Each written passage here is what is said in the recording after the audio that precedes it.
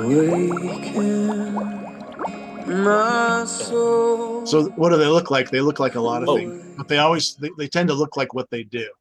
hmm. What they appear to be tends to mirror the type of thing that they're doing.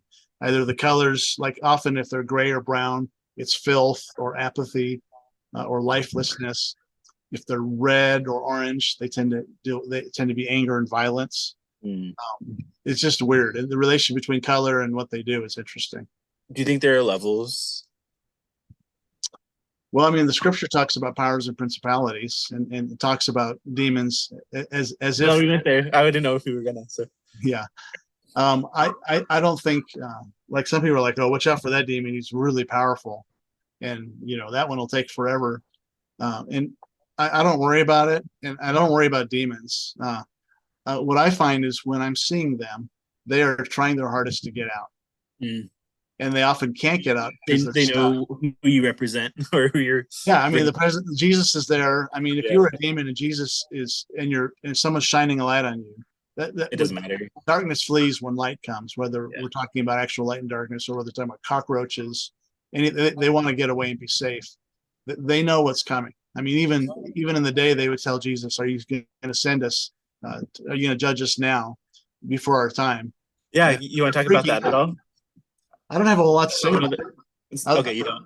I don't. I mean, other than that, I don't think they're thrown into the pit now. Some people are like, well, let's send it somewhere so they can't bother people anymore. Well, good luck with Mm, that. mm. I don't think the sending takes place until Revelation 19. So when Jesus sends the demons into the pigs, do you think that they just like floated away and Yeah, I infested think people? I think Oh demons. my gosh, really? Darn it, I hate that. I want it to be like solved. These are Well, I but I agree with you there. I was just like, some gosh, people that think that expulsions, that the number of demons in the world today are much less because mm, they're thrown into the pit now, and that's their explanation for why no one's demonized anymore. Of course, my opinion. If they can stay hidden, they get to stay. And it's mm, one of the weaknesses of Western culture and the advent of science, empiricism, is that stuff is hoodoo, that's superstition. And so mm. demons hate exposure in the presence of Jesus or Christians because that means they're on the way out. If they can stay hidden, then they can keep doing their thing. Do you think that they've like learned that better? Because my second question is, why do demons seem so less prevalent now, or is that Yeah. just a new, like not new strategy, but more of like an emphasis on that strategy? Yeah. Well, in our part of the world, that is seems like the primary strategy. A denial of evil, a denial of sin or guilt, a denial of ethics. There's no such thing as right or wrong. And then a denial of darkness also means that they can keep doing their thing. Like I'm not demonized. I mean, even most Christians, the idea that they might be demonized is so abhorrent.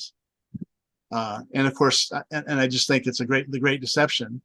If they can, I think when demons attach to us, they do a couple of things. One of them is they try to stay hidden so they can stay. They're parasites. A parasite, by definition, links something weaker, links itself to something stronger in order to get sustenance from it.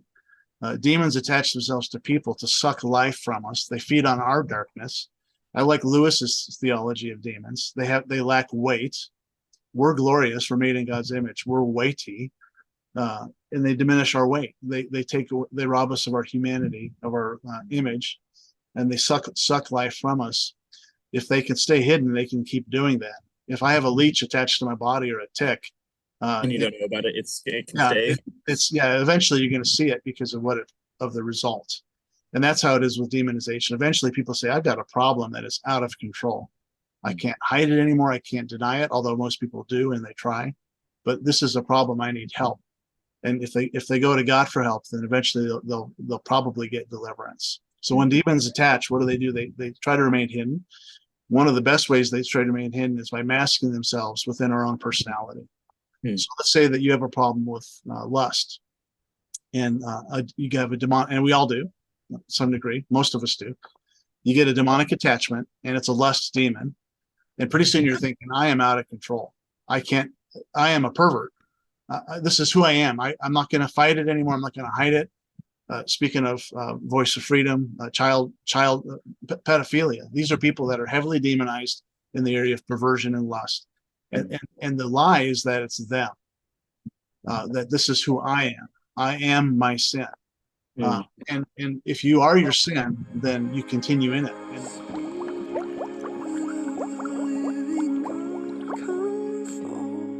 Fresh on me, come wake me from my